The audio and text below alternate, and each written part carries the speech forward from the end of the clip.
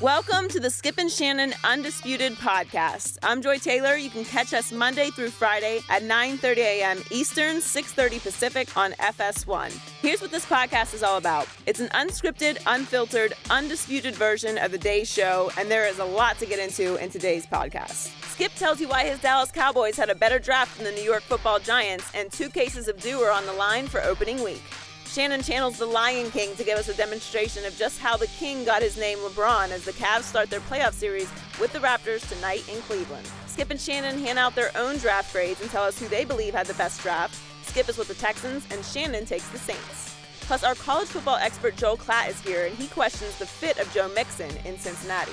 Finally, staying in Ohio, we discuss how well the Browns did in the draft. Love the jacket this morning, Shannon. I had salmon the other night. I'm about to have salmon for breakfast. I like that. Oh, you like it, huh? Yeah. I finally wear something you like. Oh, I do. I like salmon. Oh, I don't know if I like your jacket. I knew the truth would come out eventually. Let's get it started with the NFL draft. The Cowboys focused on defense in the draft. In the first round, they picked Michigan defensive end Taco Charlton. They used their next 2 picks on defensive backs Chidobe Awuzie and Jordan Lewis. And in the 4th round, they took 5'8" North Carolina receiver Ryan Switzer. The rival New York Giants went with offense, drafting tight end Evan Ingram in the 1st round. And in the 3rd round, they drafted Cal quarterback Davis Webb. Shannon, who had the better draft, the Cowboys or the Giants? Skip, this is close because I thought both of them really addressed needs that they had. But I'm going to give a slight nod to the Giants because I think Evan Ingram can be a difference maker. Now you pair him with Odell Beckham, you pair him with Brandon Marshall, you pair him with Sterling Shepard. And I think what the Giants did here is that they looked at some of the quarterbacks that's having some of the better careers later in their career, and they're saying, you know what? What does all these guys have? Tom Brady, tight end. Drew Brees worked well with the tight ends. Aaron Rodgers, tight end. So they went and got a difference maker at that position. Now, I love what the Cowboys did, Skip. You know, defensive, they lost their entire backfield to free agency. And so what do? Now, I believe you heard Stephen Jones says Heath, who made 2 good plays against the Green Bay Packers in the divisional round, he deserves an opportunity to start. So I believe he and Byron Jones will be the starting safety. Yep. They lost both of their corners, Claiborne and Carr. Now, Scandrick, who we had on our show, says, I'm tired of being disrespected because everybody looks at me and they think all I am is a nickel corner. Yep. I've been a starter in this league. I'm going to be a starter again in this league. Now, it was floated that the Cowboys were shopping Orlando Scandrick. We don't know how true that is, but the rumor did get out there. So I think what's going to happen is that the 2 young corners that they drafted, they're going to be fighting with Orlando Scandrick for one of those starters. Yep. And the guy that doesn't start probably will be the nickel corner. Yep. With that being said, Orlando Scandrick normally would probably bump inside to cover the slot because that's normally where he played throughout his career. But he says he's a starter, and I believe he will be a starter again. I love the Giants also because they got Dalvin Tomlinson, big body guy. He's a good player. Yep, and to replace Hankins, who went to the Colts. Yep. And so defensively, we know what they do, Skip, because they got that guy over there on that island. I heard they shutting down Rikers, but not in the Meadowlands. They're not shutting it down. That old Jackrabbit that wear cowboy boots, heard he had a pair of cowboy boots, especially for somebody. He may look like he's playing in cowboy boots next year. We'll see about that. Now, you know he watches this show. I don't care. You know he watches this show. I'm feeling good today. And you talking about your guy gonna do him in. Yep. After what happened last year? My guy owes him big time. Do you want your guy He to owes catch? him twice. Do you want your guy to catch any passes? Because you're being disrespectful early in May. I think you're being disrespectful to Des Bryant because you're saying he just doesn't have a prayer against Jackrabbit. Really? I told you what was going to happen. But I'm going to say it like this, Skip. Both of these guys, I think both of these teams had very, very good drafts. They addressed needs, but I'm going to give a slight nod because I believe Ingram will be an immediate playmaker and Dalvin Tomlinson, you know, those big D linemen coming out of Alabama, if they can't do anything, they can stop the run. So I love this selection. You make many, many fair and good points. I must admit publicly, I really did like the Giants draft. I was impressed. But I like my Cowboys draft a lot more. And I'll tell you why. they filled crucial needs with extremely productive, high motor college football players who I think will translate instantly into instant impact and bring much needed new energy to a defense that, as you point out, was riddled and raided by free agency. Okay. So that's the common thread for me. All of these kids were extremely productive in college football. They didn't win the combine because I don't care about the track meet that is the combine. Correct. So I don't need all the measurables. I need more productivity, immeasurable. I need what you saw on tape, or in my case, on television. So real quick on the Giants. I cannot refute what you say about Evan Ingram. I said it on Friday. He is a weapon to add on top of lots of weapons across the board. And in a way, it's like Dallas did a year ago with Ezekiel Elliott. You strengthen your strength. Right. You know, you're already loaded at receiver with Brandon Marshall on top of Sterling Shepard, who I loved at the University of Oklahoma as your slot. And obviously, Odell, he says he's recommitted to having the best year. I thought he was already committed, but whatever. I guess. Before you go any further, people might not realize this, but Evan Ingram at 235 pounds ran a faster 40 than Odell Beckham Jr. Okay. It doesn't surprise me at all because he is a wide receiver of a tight end, a Shannon Sharpe after Shannon Sharpe. It's like he's the next sort of evolution of a Shannon Sharpe. He's a true F. He's a true F. And that's why I got to give them almost an A. I'll give them an A for that pick because it shocked me because I didn't know he was going to be there or that they would think that way. So I give you that. And listen, Davis Webb, I watched a lot at Texas Tech, and I liked him at Texas Tech, and I really liked him last year at Cal after he got beaten out at Texas Tech by our guy Patrick Mahomes, who was here on the show. And you know what? He's just a prototype pocket passer at 6'5", 230, and he's going to be the next Eli. So I give you a money in the bank pick for the Giants there. Yes. Eli's, he's 36. I always think of him as baby brother, but he's 36. And at the end of next year, if they're in the playoffs, he turns in January 37. So at some point, you're going to have to start looking at Davis Webb as the next Eli. Well, you know what I noticed, Skip? Yeah. You don't Except for Tom Brady. He's a freak. You see what I did, Joe? Because I wondered. He shattered the mold. Because every time we start talking about quarterbacks in the late 30s, you're like, oh, we got to start talking for the replacement. Most are human, but then there's this other guy. But you got a feeling that Tom Brady's going to play till he's 48. But continue. Yeah. Okay, so continue. And then I got to throw in, I've always liked Wayne Gallman, their third-round pick, the Clemson kid. He just gives you an honest day or night's work every time. He's going to maximize and overachieve. Whatever he can do, he will get it done the best he can get it done. And so he and Paul Perkins will be sort of the 1-2 punch. But I was so relieved, as I told you the other day, that Joe Mixon somehow didn't. I don't know if they would have taken him anyway, but if they had wound up with Joe Mixon as the running back they don't have, it would have been game over for my Cowboys. I don't know if Joe Mixon could have survived that New York media. I agree. So now back to my Cowboys. Obviously, they had a glaring need for just what the doctor ordered, a defensive end. I'm talking about a 4-3 defense, not a Von Miller type, not a stand-up pass rusher that you can move around. I'm talking about an anchor on one side of the line. Put your hand in the dirt and go to the quarterback. Correct. And this is Taco Charlton. He will you just like saying his name. Huh? You just like saying his name. I do like it, but it's a perfect cowboy name. You know, he's already got endorsement deals with Taco Bueno in Dallas, and it's here we go. So he can put his hand. He's a rock against the run, and I told you every time I turn on a Michigan game, 33. I don't know why he wore 33, but he just disrupted. He harassed. He's 6'6". He's long, and he just has that sort of knack for sort of peeling around people and getting through and getting free. I can't do him. I can't sell him in the weight room or running the 40. He just gets free of his blocker and makes things happen in the offensive backfield. You know what, Skip? They really need, unless you're a wide receiver, a cornerback, or maybe a running back, when are the defensive linemen going to run 40 yards? When is an offensive lineman or quarterback going to run 40 yards? Thank you. Measure his 10 or 20 yard. How fast do you, because that's basically what you're doing. If you're sprinting to get to the quarterback, you're basically going 10 yards. Yep. How quick can you get off the ball? Okay, and I told you the other day, I still am going to hold my breath for the next couple of years on Reuben Foster, who was there for the Cowboys and fell to the 49ers. We'll talk about that in a little bit. So that's going to haunt my dreams, possibly. But now let's get down to the other glaring needs. 2 cornerbacks they did need. So they go, first in the second round, they go Chidobe Awuzie First time I ever said his name publicly, although I did do a Facebook Live the other day, and I wasn't sure how to pronounce his name at that point, but I think it's Awuzie. Awuzie. And I watched him a lot. Joel Klatt called him Awuzie on the air on Fox Sports 1. And every time I turned on Colorado, I saw a guy flying around creating havoc. Fearless, hyper-aggressive. I'll take him because he flashed me. And again, the name is unusual enough. It sort of stuck in my psyche. And as soon as they took him, I thought, wow, I'm good with that. And then third round, this could be the steal of the draft. Jordan Lewis. Every time I turned Michigan on, I saw Jordan Lewis, and we're not talking about a zone corner because Awuzie is more of the typical Rob Marinelli cover two zone corner. Yep, he's that guy.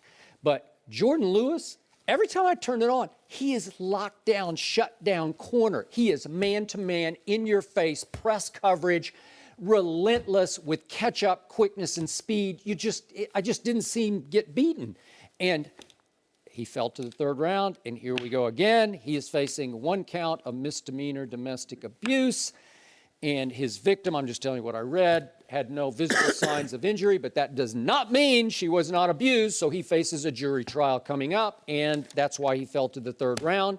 But on ability, if Dallas had taken him with their first round pick at number 28, I would have said, okay, I'll do that. Again, that's regardless of the domestic abuse charge. Skip, I forget the team. Wasn't there a team that took a guy in the first round that have some of these charges pending on him? Well, it seemed like the Raiders. 5 or 6. The Raiders. Oh, how about that? Garcon from Ohio State. Garyon Conley. Yeah, Garyon Conley from Ohio State. Yep. Skip, I think the thing is for me is that when you look at Wayne Gallman, he's a solid runner. He can catch the ball out of the backfield. So I really like this pick. Now, Davis Webb.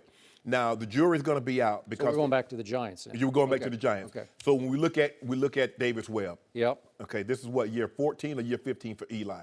So basically, you bought yourself 3 years. Do we move on after 2 years, 3 years with Eli, or do we have to go back in the draft and get a? Because I don't know how you're going to be able to evaluate him, because it was really hard for the Packers to evaluate Aaron Rodgers because Brett Favre never missed a game.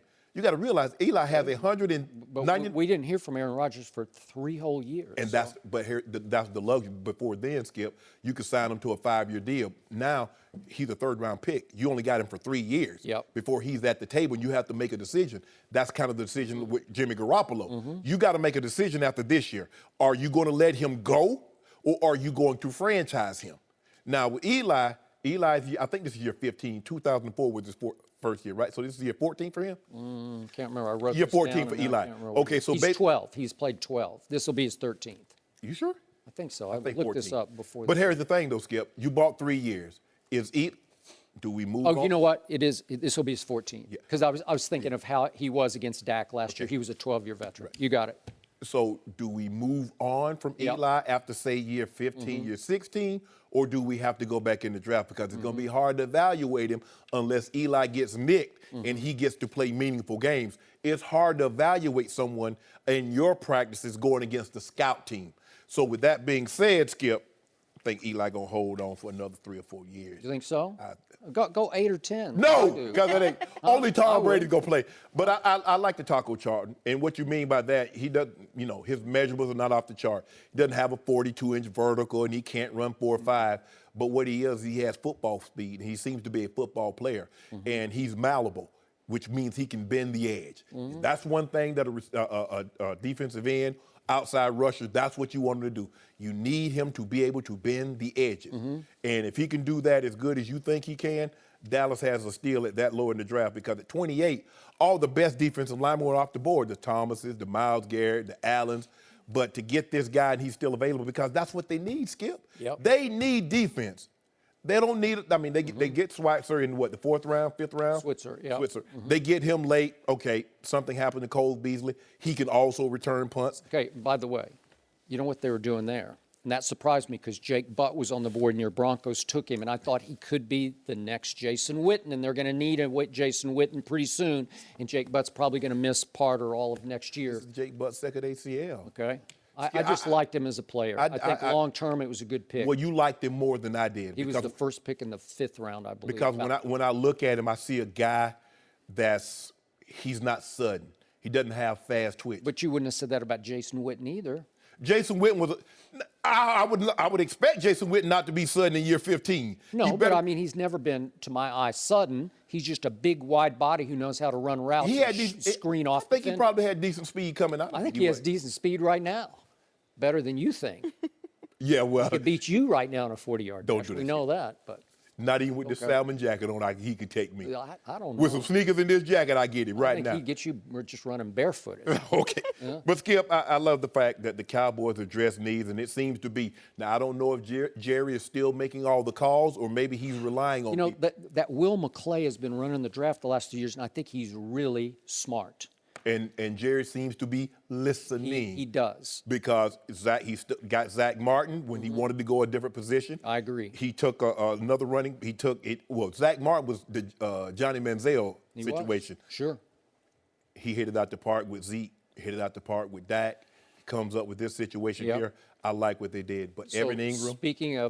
Speaking of Tom Brady, Dak to me is Brady-like. He's not Tom Brady, but he plays the way Brady plays. He's efficient, he's poised, he's accurate. It's just take what the defense gives you, bing, bing, bing, bing, bing. And I think Will McClay or Jerry Jones or Stephen Jones said, hey, Ryan Switzer, you want to talk about a productive college football player who led North Carolina last year with 96 catches? In fact, Ryan Switzer made Mitchell Trubisky a whole lot of money last year. Yes. Because all he did was catch passes. Maybe not touchdown passes, but he is quick and slippery and elusive. And guess who he is? He's the next Cole Beasley. Yep. So now I think they went Edelman and Amendola. And I'm not saying these guys can either live up to Edelman and Amendola, but they're in the ballpark of two little scats that you can put in the slot at the same time if you want to put them opposite each other in the slot. And all of a sudden, it's pick your poison. And then you put Dez outside and whoever else outside, Bryce Butler or T. Will or whoever. Yep. So it gives you the Brady-esque edge where you can torment defenses underneath with the Wes Welker type. And Ryan Switzer was a 4-year player for North Carolina. And again, he can return punts. He can get loose. He doesn't have great ball security on punts. He fumbled too many punts. But that's after he was trying to break it for a touchdown. I mean, 7 of their 9 picks were on defensive side of the football. They take 2 wide receivers, as you mentioned, the guy from North Carolina, Switzer, like Barry. And Noah Brown. So and you missed Xavier Woods, again, was a pick that surprised me. I did not watch him at Louisiana Tech, but then I read about him, and what did he do? He's a 4-year starter and 3-year all-conference player who was always on the football. Ball hawk, passes defense, broken up, and interceptions. Every year, he's high. An extremely productive college football player. And I'm not going to be surprised if he ends up starting at one of the safety spots. I just won't be surprised. I like the Giants because they did y'all last year with not these offensive weapons that they're adding to the repertoire this year. You would like to think, I would like to think, excuse me, that Brandon Marshall is a better player than Victor Cruz. Because think about this, Skip. He got released. Have you heard anybody mention his name as a possible signing of Victor Cruz? No, you have not. Evan Ingram is the second. I had him as the second best tight end, although he's an F behind O.J. Howard. So you add him to that, Skip. They're going to be to deal with, and they beat you twice last year with really the offensive weapons that were basically all they had was Odell Beckham, and he hit the big play that won the game in the Meadowlands. Okay. And now you put Brandon Marshall, you put Ingram. Okay, so did they address their needs, the Giants, and the offensive line? No. No, they did not. Did they really end their need at running back? No. I like Wayne Gallman, but he's not the answer. He's not going to change your life at running back. We don't need him to. Okay, we don't need him to. Now you're on that bandwagon? Don't worry about where I got picked up at, what bus or train or bandwagon I'm on. Yeah. They beat you guys last year with that same offensive line and no real running game to speak of. So last year, Eli was a 12-year vet and a 2-time Super Bowl MVP starting against a rookie quarterback in game number 1, and they barely survived 20-19. Same story, second verse was 10-7 in a wet ball game at Giant Stadium, or whatever they call it now, MetLife. And I'm going to remind you, even though the Giants allowed the second fewest points in pro football, the Cowboy defense, which was just a bunch of smoke and mirrors, was fifth in fewest points allowed, 17.8 to 19.1. So they were pretty good without this fusion of youthful enthusiasm they just got. You know, a lot of what the Cowboys did defensively was predicated on how well they did offensively. Sure. When Zeke's running the football, when Dak is extra efficient throwing the football and not putting the ball in harm's way. But what happened in the divisional round when they couldn't possess the ball like they normally do? They were exposed. That defense was exposed. And Aaron Rodgers went berserk. And I'm going to remind you that from last year's draft, 2 players I had high regard for and high hopes for could not play last year, Jalen Smith and Charles Tapper from the University of Oklahoma. And if they are healthy this year, and it's not a big if, but it's just an if, now you're starting to get loaded up with fresh, young, enthusiastic, energetic talent on defense, and I love it. Oh, you love it? Yes, I do. You ain't going to love it the first game of the season. You know what? Let's better do right now. Think my Cowboys Let's better do right now in May. Leveled the playing field. Let's better do on the first game? First game. That's easy. But 2 cases. 2 cases I'm do good. already? I'm already good. I get him, Joe. I saw him already coming. good. I saw him coming. Huh? I saw you coming. Oh, I'm going to be off to a 2-2 lead right away. You remember how this went for you last year? Yeah. When I bet the. I don't even have to give points on this game. Oh, you have to give points. Oh, you just made the bet. Hold on. You just said done. Skip. You're at home. I don't care. You said you made the bet. I just took it. I took it. It's over. You know what? I don't even it's want over. All I want, I don't want backing any points. out? I don't want any points. You don't want any points? Nope. All I want is the points the Giants score, Okay. which will be about 30. You can have your 10 points that they're going to They're going to hang.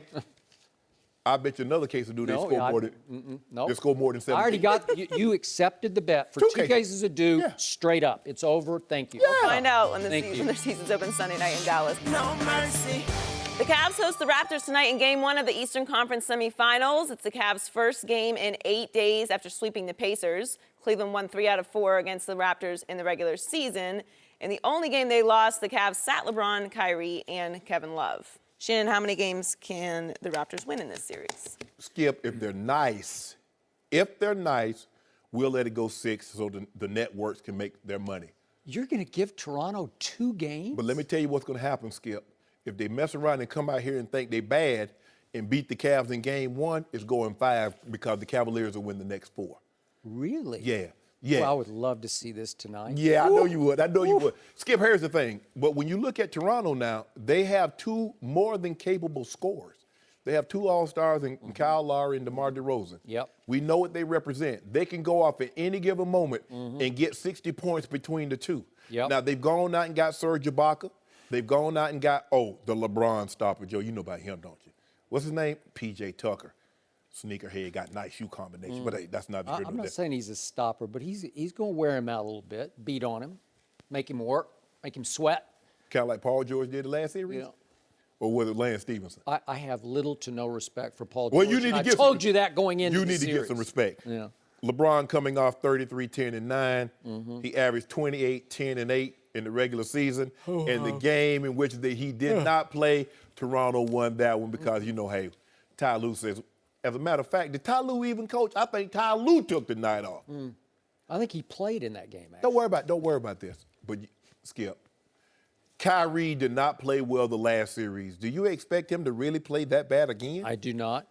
Kevin Love didn't give us a whole lot the last game, some rebounds, but only had 5 points. You expect him to play that bad again? And you know it, the kid.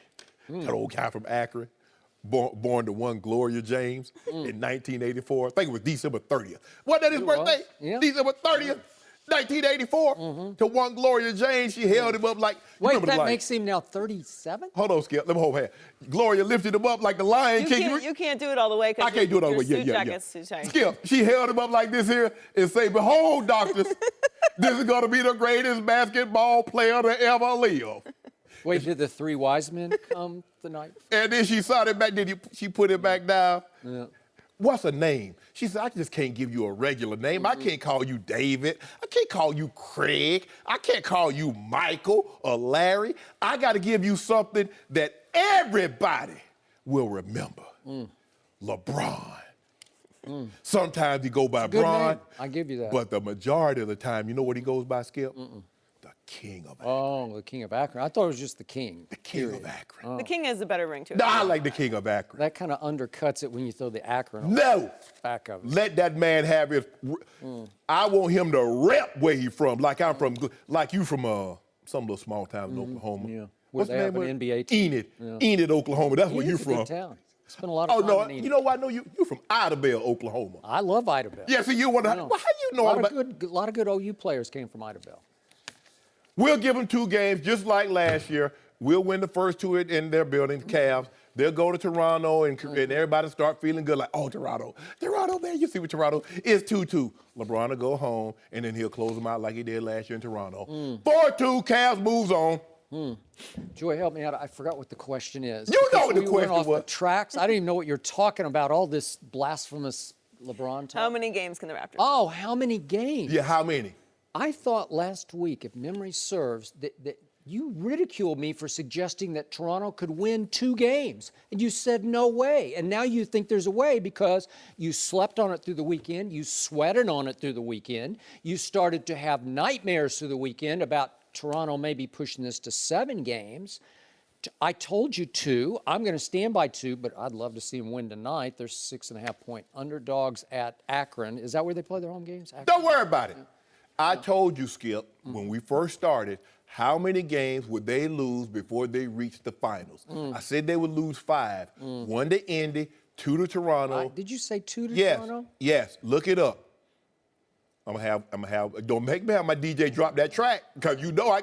And whoever comes out of the Washington, Boston, we'll lose 2 to them, and we'll keep it moving. Get ready for Golden State. I'm not sure about losing 2 in the next round, but I'm very We'll sure lose about 2 and keep it rolling. Get ready for Golden State. So I look at the Toronto Raptors this year, and they sure look a lot better than they did last year when they won 2 games from your Cleveland Cavaliers. And they added Serge Ibaka, he's given them about 14 and, 8 rebounds, I think he's like 2.3 blocks a game, which is pretty great, actually. That was against Milwaukee in the first round of the playoffs. He can't block no shots guarding by the 3-point line where Kevin Love's going to be posted up at. We'll see how that works if Kevin Love disappears or appears, because you never can be sure in these playoff games. If he disappears, we got Channing. Toronto impressed me. They went twice to Milwaukee, and I have some respect for Really? young, coming-of-age Milwaukee. And they won 2 games at Milwaukee, including the closeout Game 6. And they held Milwaukee in those games to 76 points at home and 89 points at home. That should give the King a little cause to pause. Was Bob just a Lanier little playing? bit. No, What about but Sidney Moncrief? no. Paul Pressey? No, but you know what? DeMar DeRozan was playing, and Kyle Lowry played, Ibaka, and P.J. Tucker played. And P.J. can lock people up defensively on the perimeter because he has an NBA body that can match LeBron's freight train-ism, as you call it. LeBron got a football body, a tight end or a defensive end. Somebody draft him? I can't remember. They could have, but they already knew what he was going to do. So last year, it was 2-0. This series was Toronto-Cleveland when they went to Toronto, and Toronto won 2 games at home. They won 99-84 and then 105-98. In the first game, DeMar DeRozan, who I told you can just go superstar on people, he had 32 in that game, and Kyle Lowry had 20. And then in the second game, 105-98, Kyle Lowry had 35, but DeMar DeRozan had 32. If they can do that on any given night, you're going to lose. Yeah. Because that's just too many 2. points. They give him 2. The King and Kyrie. Kyrie's in some kind of funk slump. I don't know what it is. Whoa. I don't know what it is. How would the best player on a team and the closer be in a funk? It's because he's not somehow happy with the King of Akron. Something is stewing under the surface there, and it has been for a long time. I'm going to say it one more time. They finished the year in the last 46 games, 23-23, and they let the Pacers hang in and hang on every game. All 4 games were winnable by the Pacers. That's insulting. The only game was winnable was Game 3. We spotted them 25. What more do you want, Skip? We spotted them 25 points. Gave up 74.5 to Indiana? And really? And the King, I saw the King, you didn't see him in the huddle. He pointed, he telling Ty Lue, I want him, and him on the court with me. Did he? So he coaches, like I said. I want Darren Williams. I want Channing Frye. I want Kyle Korver. I want Shump. Yep. And watch what I do. And by the way. What happened, Skip? You know what? The Pacers happened. No, That's don't what happened. Don't do that. Paul Don't George do that. happened, or George Paul. They should change his name. Stop, make him Skip, George being Paul. disrespectful to that How does man. he have a national TV commercial? How could I don't even know.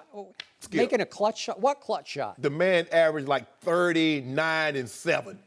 And you complaining. Stop it now. He was just usurped by the greatest player on the planet. Yeah. Now stop being disrespectful, Skip. Yeah. You know that man good. We have LeBron and we have a very poor man's LeBron on the Pacers. You got LeBron and then you have everybody else.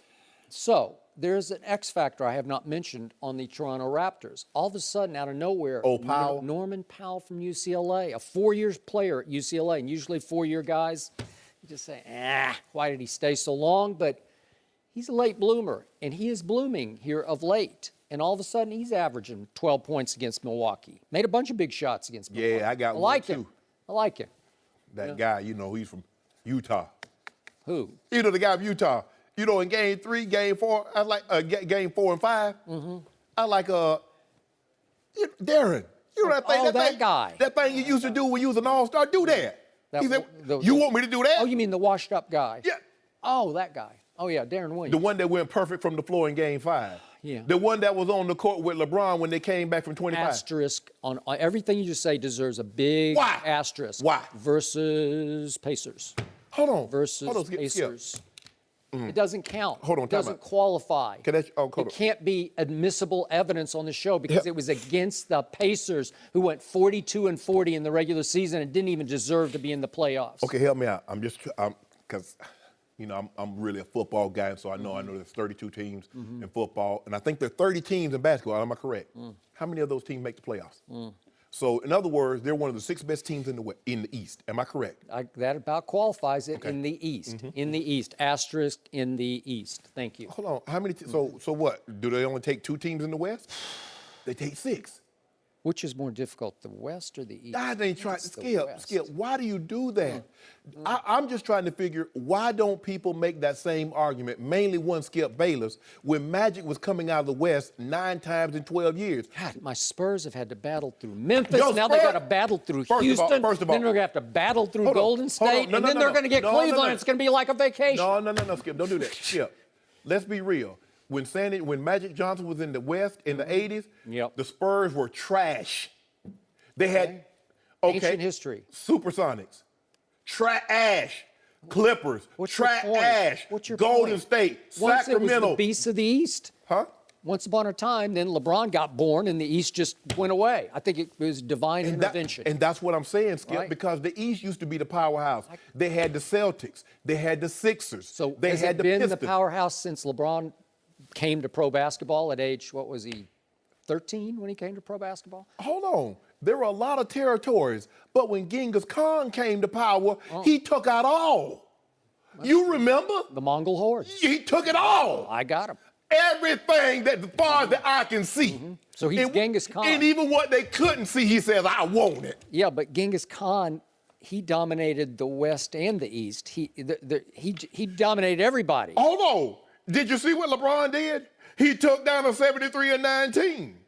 Down 3-1. No, that team took itself down. Don't do that, Skip. So hold on.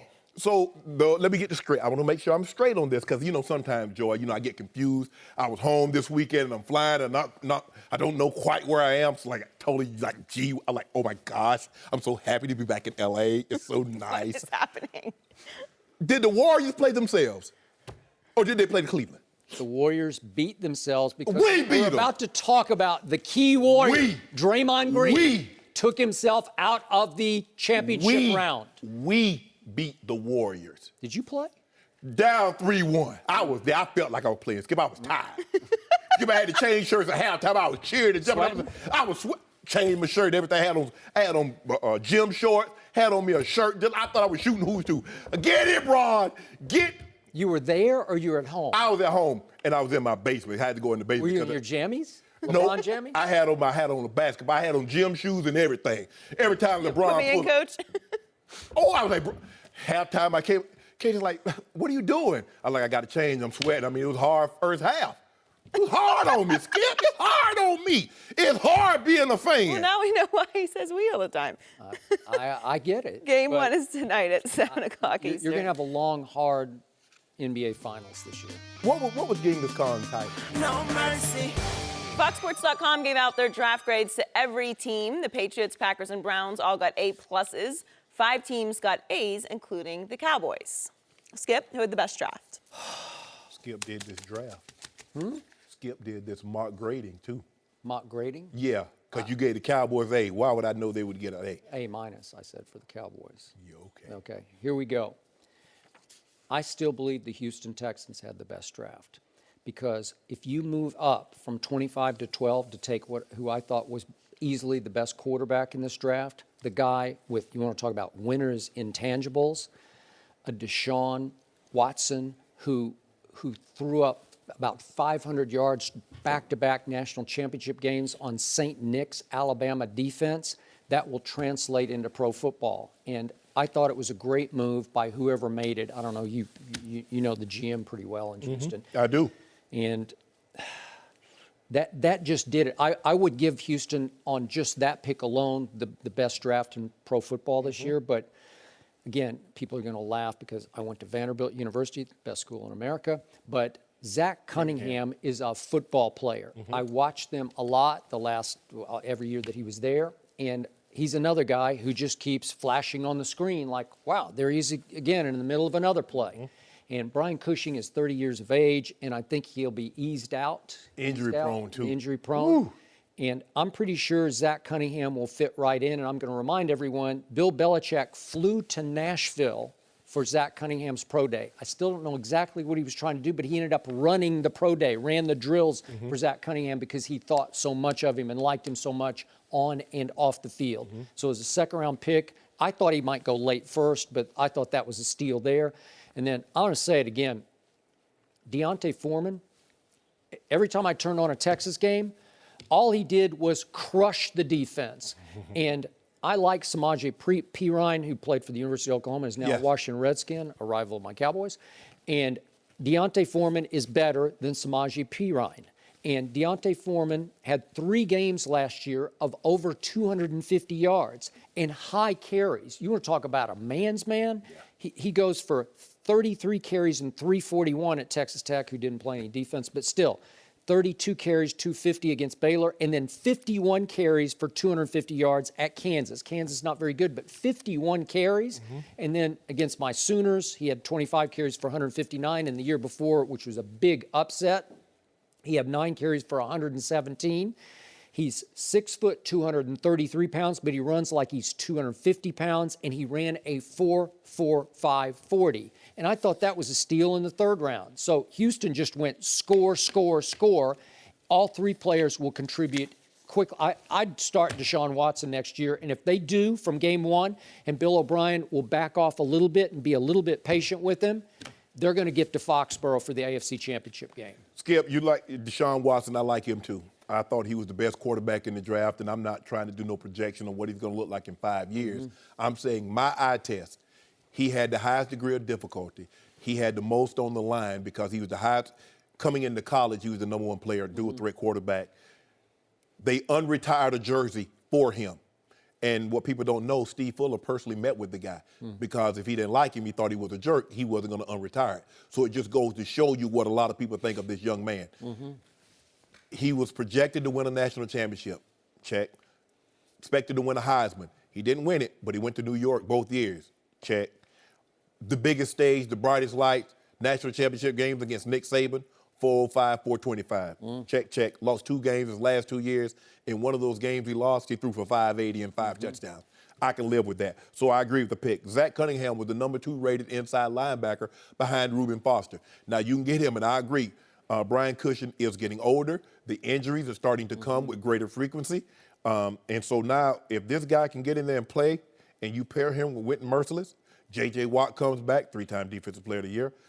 Finally, he's healthy. Jadeveon Clowney showed why the Texans took him number 1. I agree, defensively and now offensively, they're loaded. They got weapons everywhere. There's no reason this team shouldn't be a lot better, even though they won the division. They should be better than last year. I agree. But, Skip, I went with the New Orleans Saints, and it was tough. Really? I did, because I went back and forth because I thought the San Francisco 49ers had a very good draft because you got 2 of the top 5 defensive players probably on everyone's board that didn't, some team probably took Reuben Foster for the diluted sample and for the mishap where he got into it with a nurse at the combine and whatever else. Maybe he blew off a meeting. But, Skip, they got the number one cornerback in Marshawn Lattimore. What do they need? You said it. They were last in defense, gave up the most points of anybody in the NFL. They got the number 2 offensive tackle, Ramchick. Got him. They got Marcus Williams, safety out of Utah. Again, defense. Now what I really like is they got Alvin Kamara. Now, Alvin Kamara started at Alabama. He went to Tennessee. He can run the ball. He can catch the ball. Very versatile. Shows you what they're doing. Now, they got Ingram. They got Adrian Peterson. They got Kamara. I love what they did. And they went and got, another linebacker out of Florida. I like the fact that they had needs and they filled their needs because cornerback is what they need, Skip. They can't stop anybody. Now, you know what Drew Brees is. He's a guy that on any given Sunday he can go for 400, maybe even high fours. But they want to run the football a little more, I believe, this year. With Lattimore, with Kamara, and Adrian Peterson, you can't ask Drew Brees to throw the ball almost 700 times and expect to win. Because normally when you throw that amount of times, Skip, what? You're behind. If you can get the lead and take some of the air out of the football, because as great as Drew Brees is, when you ask him to throw the ball on average of 42 times a game, when you put the ball that many times, you put the ball in harm's way. All it takes is a deflection at the line of scrimmage. All it takes is someone to, run the wrong route, and you got a pick. Well, if you can turn around and hand it to one of these 3 running backs, and they can take some of that pressure off Drew Brees, where you're not asking him to every single game throw the ball 42 times. I just like what they've done, Skip, to be able to get, not granted, they did give up a second-round pick next year to move up. So it just goes to show you what they thought of Kamara, because they were willing to trade a second-round pick in 2018 and to get this young man, and I think it's going to be special. Because this is what we know about the NFC South. Normally the teams flip-flop. Whoever won the division last year probably won't win it this year. That's the way they rotate. Goes Carolina, goes the Falcons, New Orleans. Now, Tampa made some good picks. I still say the best value pick in all the draft was Tampa got with O.J. Howard at 19. I still think he's the best because I'm still upset that my team didn't take him. I wanted John Elway to move up one spot and take this young man because he's a difference maker. And that's what you need. That's how you win championships. You win championships with difference makers. And if you look at when the Broncos won, what did they have? Von Miller, what was he? A difference maker. DeMarcus Ware, a difference maker. You look at the New England Patriots, what do they have? Tom Brady. But you also had James White. Difference maker. I mean, you don't think he's a 4th-round draft pick, but 14 for $120 in those touchdowns, that's a difference maker. You either have him on the defensive side of the football or you have him on the offensive side of the football. But you need guys that can impact the game, be it you scoring points or keeping the opposing team from scoring points. But I'm going to go with the New Orleans Saints because I believe this is going to be their best chance to challenge the Carolina Panthers. Because Carolina, Christian McCaffrey is going to be really good. Now, Atlanta went defense on there, and that's what they need. So it's going to be interesting, but I like what the New Orleans Saints did in this draft. Here's my problem. The most difference-making position in all, you can argue in all of sports, is quarterback in football. Yes. So it's more than O.J. Howard's position because he can't throw himself the football. Right. And you don't know how many times he's going to have opportunities to catch the football because they got so many weapons. He's just another weapon among their you got to stable. Because you know what happens, Skip? Because what can D-Jack do? He can still get deep. Sure he can. And you still got that big 6'5", 235-pound guy over there, Mike Evans. They're going to be good. You got to double one of them to play roll coverage one way, and so now your cornerback. From what I read and heard, Sean Payton wanted Patrick Mahomes badly. And guess who swooped in just ahead of him was Andy Reid, who spent a whole lot of draft money, draft picks, to swoop up and take Patrick Mahomes probably as a quote-unquote futures kind of pick, and he would have been for New Orleans too. Yes. And Kamara is more of a futures kind of pick because you signed Adrian Peterson to go with Mark Ingram. Right. So for next year or maybe the next couple of years, I think you're good at running back. Yes. Right? Yes. Okay, so you made one move to shore up the 31st worst defense in Yes. pro football last year. Marcus, you got and he's a Marshawn stud. Latimer. You got the best corner in the draft. So I give you that, but I can't give you best draft. You got Marcus Williams to pair with Kenny Vaccaro. Now, Kenny Vaccaro is in the last year of his contract. Yeah. So, he's probably Never loved him. Said it before the draft. Didn't love him at Texas. But what happens in guys in contract year, Skip? They normally have contracts. You better hope so. No mercy. The Bengals drafted former Oklahoma running back Joe Mixon in the second round on Friday night. Mixon was suspended for a year at Oklahoma and not invited to the combine after a video surfaced of him punching a woman in 2014. Let's take a listen to Marvin Lewis on the decision to draft Mixon. I don't know that who isn't disgusted at what they saw. But that's one day in the young man's life. And he's had to live that since then. He will continue to have to live that based on all the time, all the research. We felt that we can continue to move forward. Joe, his situation kind of came to a settlement in all ways this week, which was also led us to feel better about the opportunity here and to move forward. So, we have done all of our due diligence we can do, time spent and so forth, interviewing people. Everybody around him, everybody around his background, people that have coached at Oklahoma and so forth, with insight and so forth regarding him and how he has carried himself since that day. We're joined by Fox Sports football analyst Joel Klatt. Welcome back, Joel. Good morning. Hey, Joel. Great job on the draft coverage. Yeah, by that the was way. fun Thursday night. Do you have a problem with the pick? So you have to go back to, for me, I think that the number one thing that I always go back to when I look at teams and how they become successful is I had a great coach, Gary Barnett, who learned this from Bill McCartney, who learned it from Bo Schembechler. He started every team meeting, the first team meeting of the fall, by defining who are we, where are we going, and how are we going to get there. That's how every start of the season started. And I think it's important because you have to understand who you are in order to know how you can have success. And that's my problem with this pick, okay? I think Joe Mixon deserves an opportunity to play in the National Football League. I happen to be of the thought process that I wouldn't have selected him as a general manager.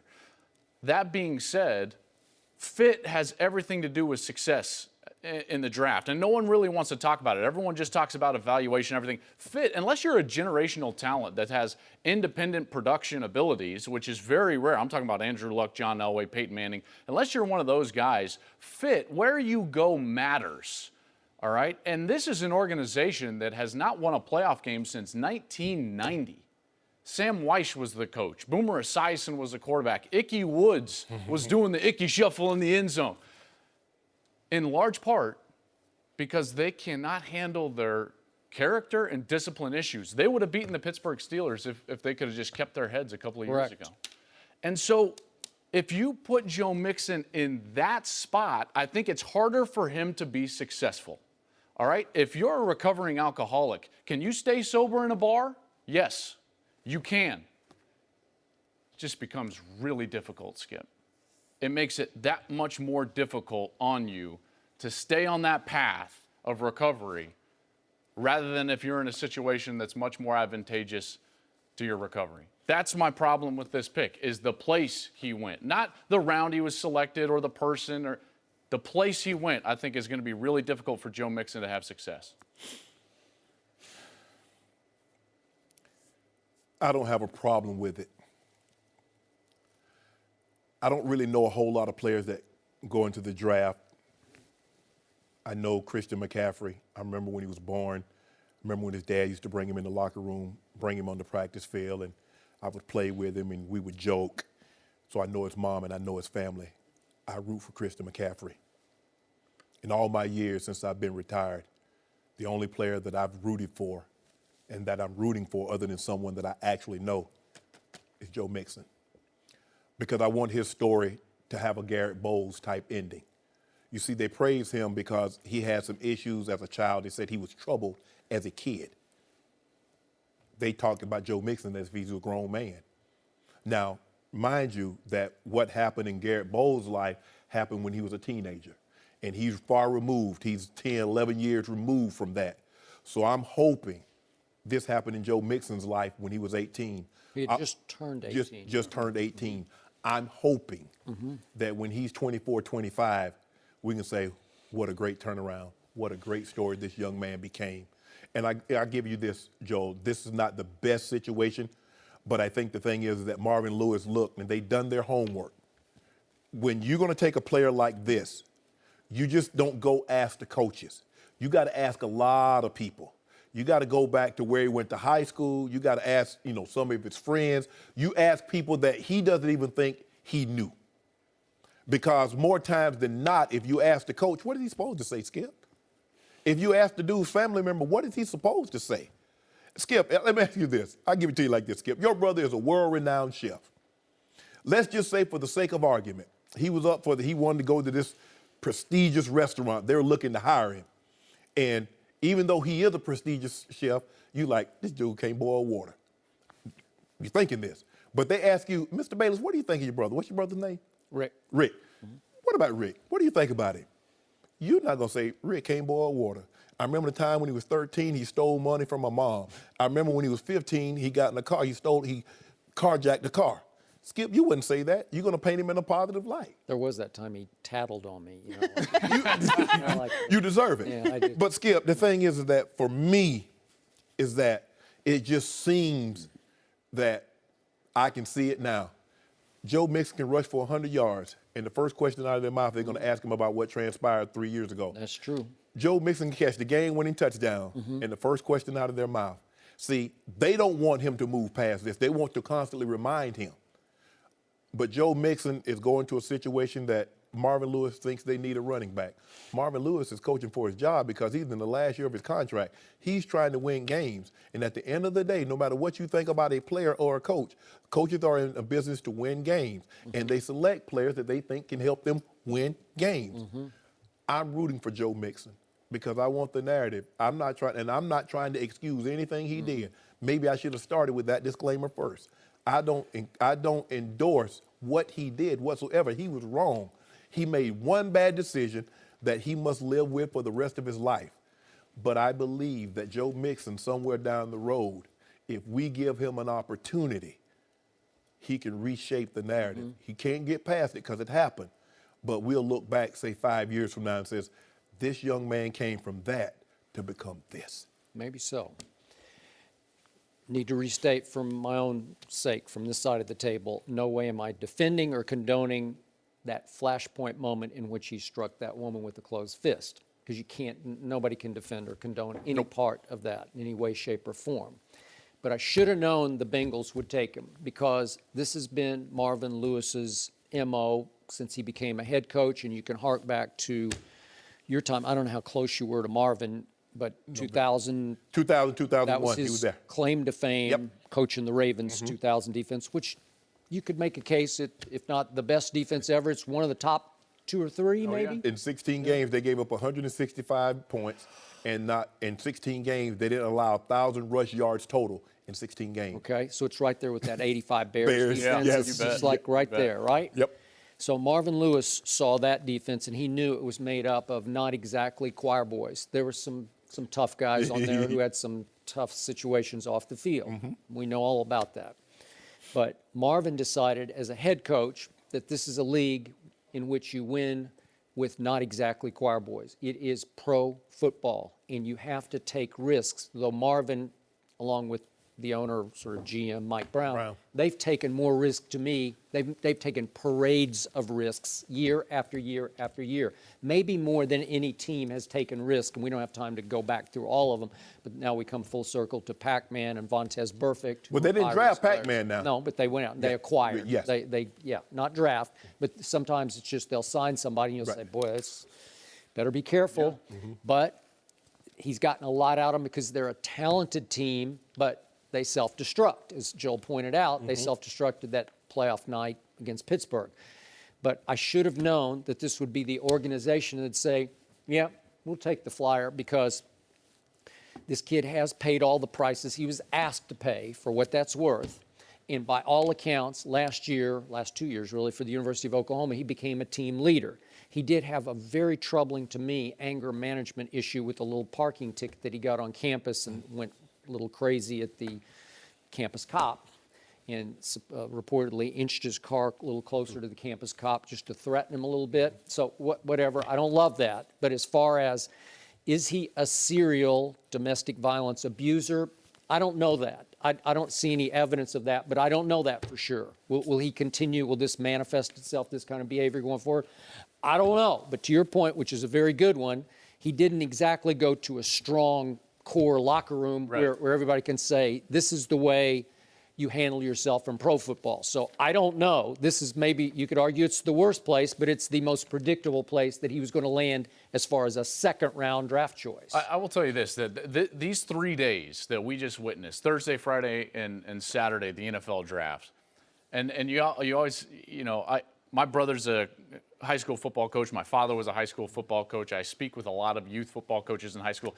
It is a tough time to be a youth or high school football coach. Mm-hmm. Because the NFL continues to reinforce the notion that it doesn't matter what you do as long as you can play. Yeah. And that is a tough notion to get over because let's face it, 99.99999% of all these high school players and all these youthful, they're not touching the NFL. They're not getting anywhere close to it, right? And yet, 80% of them view all these picks and they're like, oh, that's going to be me. But we had all kinds of domestic abuse issues going on with Jordan Lewis and Caleb Brantley, and then your offensive tackle in Denver had all kinds of teenage gang Garcon trouble. Conley. Oh, there's another one. Yeah. It's a tough time for young football coaches. The problem that I have is that every time he does something good, they're going to harken back to this. Yep.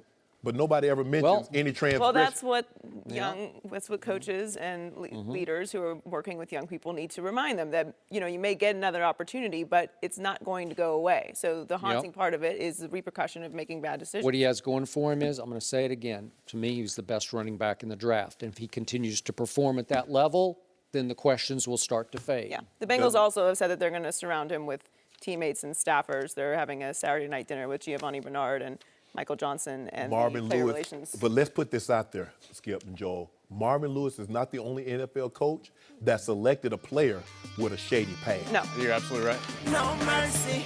FoxSports.com gave the Cleveland Browns draft an A+. With the first overall pick, the Browns took defensive end Myles Garrett. Later in the first round, they took Jabril Peppers and tight end David Njoku. And in the second round, they drafted Notre Dame quarterback Deshaun Kaiser. We're joined once again by Joel Klatt. Joel? I can't wait. I have a feeling Skip and I are going to butt heads on this one. Really? Why would you think that? I'm just saying.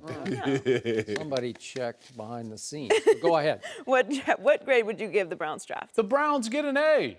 A? 100% the Browns get an A in this draft. How? Listen, all you have to do is look at this with any logical set of eyes, and you realize that they came into the night with 2 picks in the first round. They left with 3 players, plus a quarterback that should have been a first-round pick that they selected in the second, and they added a first-round selection to 2018. That's a great haul.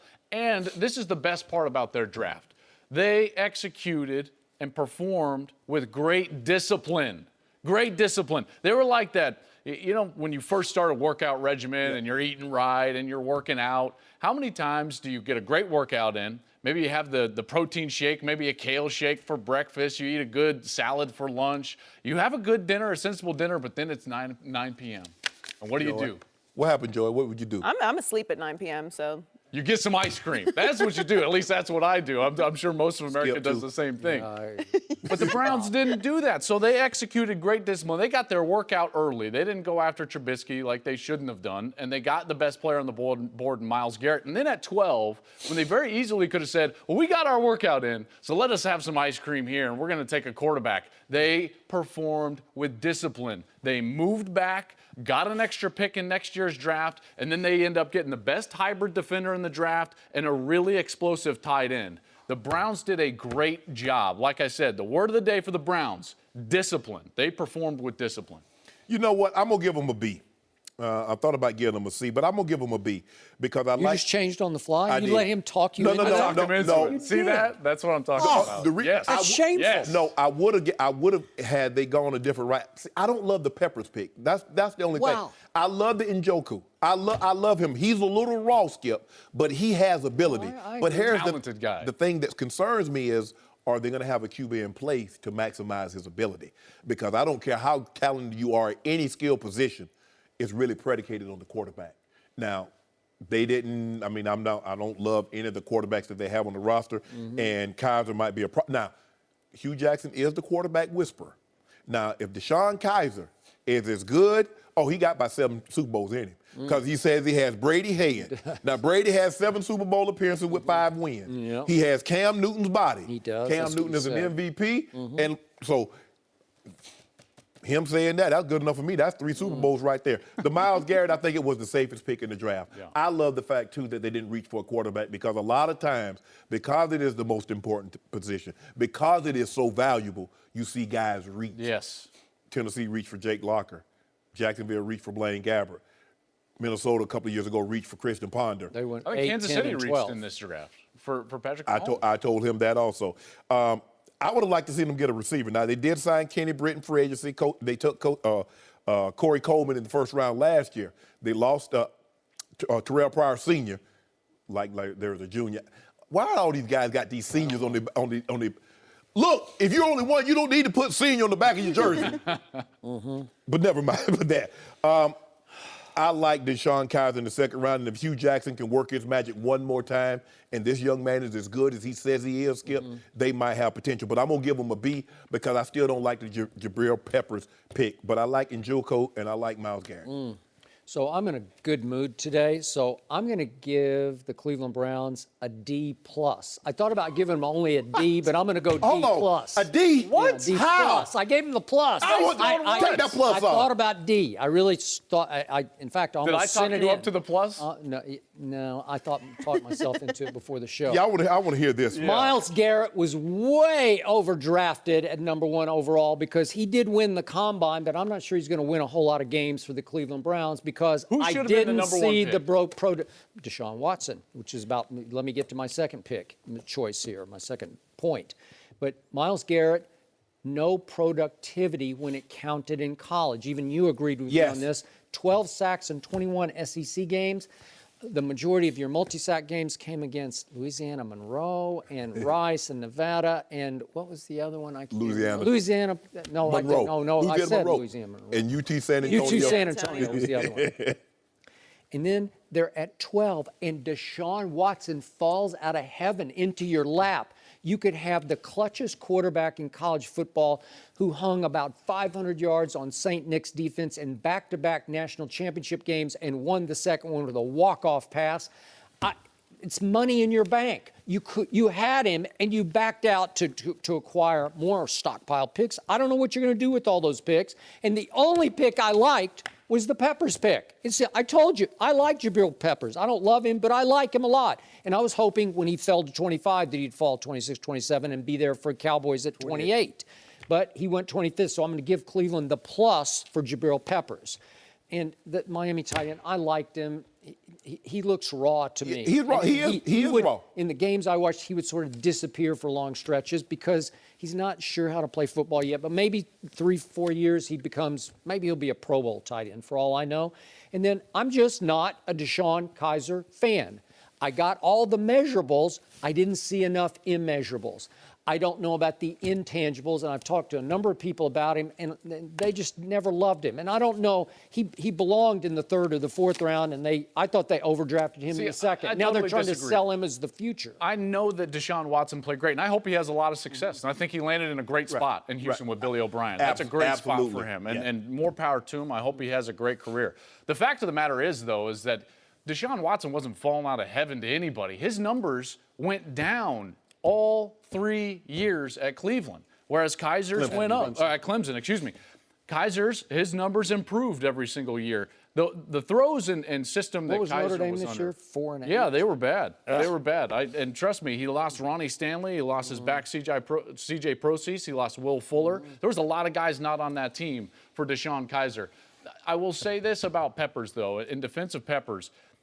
As the NFL has moved to hybrid players in the slot in particular, that's why I loved Christian McCaffrey. What do you need on defense? Hybrid middle-of-the-field players, and that's exactly what Peppers is. Peppers split his time at Michigan, about 50% of his snaps at linebacker, 50 at safety. And to me, that's exactly what you need, because the last thing you need is to be running linebackers on and off the field for nickel and dime defenses, base defenses. Peppers can be an every down defender in the middle of the field. That's why I really like that selection. So you like him in the middle, you like him as the whole strong safety. Yes, that's right. I like him at the strong. But here's the thing, though, Skip. I like him as a strong because I think he's a good second-level player as well. He can get to the quarterback. I think he can play at all three You mean levels. as an in-the-box safety? That's right. Okay. The strong. Okay, yeah.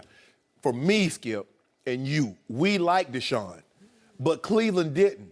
So to take him just because he's there and we like him, I like the fact, yes, they need a quarterback, but if we don't have a grade that corresponds to where we're selecting, I'm not picking him just because we need him. Because they didn't believe in him, Skip. They had several opportunities. They could have taken him number 1. They could have taken him number 12. They could have moved back up and taken him. They had every opportunity to take Deshaun Watson, and they didn't feel comfortable with him. So I think it takes discipline for them to do that, because more teams than not, well, we need a quarterback. I know he's not the highest rated, but let's go ahead and take him. But that's wrong-headed discipline. The draft just opened up for you. You didn't have to trade up. It just fell right in your lap at number 12. But remember, you there's had only acquired two this paths pick. to the Super Bowl. A great roster. I mean, I'm talking about Baltimore, Denver's defense, Seattle, or a generational quarterback. And Deshaun Watson's not a generational quarterback. He's just not. I think he's good enough to win championships. He just won one Like I for said, there's Clemson, only and like 4 you said, AFC quarterbacks that have been to the Super Bowl since 2004. 4 of them. And one was Joe Flacco 1 year. I So don't you're talking care about about history, I care Roethlisberger, about Brady, now. and Manning. He took Clemson that wasn't sure of itself. It was like a secondary kind of program, and he took them into back-to-back national championship games. I mean, they were winning 10, 11 games. Yeah, for but they never thought they were that. What concerns me about Peppers is his ability to cover. He struggled covering in college. I can assure What was Chris's stat? Chris Carter had. They were 20 of 21 completions. The 21st completion, the receiver dropped it. That's not a good stat. Just where he was the Right, where he was the primary cover guy. Yeah. And if he's going to play down there, he's going to have to cover tight ends, and he's going to have to cover the Wes Welkers. He's going to have to cover the Edelmans, and the what's the guy? Beasley. Those are the kind of guys, and I don't know if he has those kind of cover skills. There's a difference between being quick and understanding how to cover, and I don't know if he's done enough of that. And that's what the problem, because teams are looking at him like, well, what do we do with him? Yeah. He doesn't have does he have Earl Thomas's ball skills? Because if you're looking at a guy that's going to play center field, he needs to be Earl Thomas. He needs to be an Ed Reed or a Palomalu or He's not Restis. free. He's strong. I will say. So he got to be in the box. And those guys, you can find those guys anywhere. Every Michigan game I watched, he was the best player on the field. He was. I There's agree. something to Totally Better agree than with that. Taco Charlton? Absolutely. Yep. Absolutely. Way Skip, more you heard that. consistent. Way Well, more Taco consistent. Charlton's really good, and You just so like that was man's Jordan name. Lewis. You just like Jordan He Lewis. does have a good name. Jordan Lewis is a good player. Still, Peppers was the best player. Can I on ask you a question? Yeah. How does Washington have all those DBs drafted and be terrible on D? I didn't know if they were terrible on D as much as they just couldn't move the ball against Alabama. You know, they did have a bunch of. They had guys. It's like every The time whole they secondary were got watching drafted like the The guys. reason USC beat them is that they had all their linebackers get hurt in that game, and then USC just killed them with that scissors concept, Yeah. the shallow crosses, the basic routes. right. As you know, I Yeah. mean, you made a living on that with Yeah. Denver in the West Buda Coast system. Baker, Kevin King. Oh, it's like I like his I'm gonna name, leave it Buddha. there. No mercy. This is the Skip and Shannon Undisputed podcast, where we're delivering you an unscripted, unfiltered, undisputed version of the biggest topics of the day's show. Be sure to subscribe to the podcast on Apple Podcasts, SoundCloud, and YouTube. Like us on Facebook at Undisputed on FS1. Follow on Twitter at Undisputed. And catch us at 9:30 a.m. Eastern, 6:30 Pacific, Monday through Friday on FS1. You can find us on Channel 219 on DirecTV, 150 on Dish. Thanks for listening, everybody. I'm your host, Joy Taylor. That's it for us today on Undisputed. We're back tomorrow with a full show with Chris Carter, Chris Broussard, Eddie House, and Ryan Leaf. We'll talk to you then. Fox Sports 1 of 1.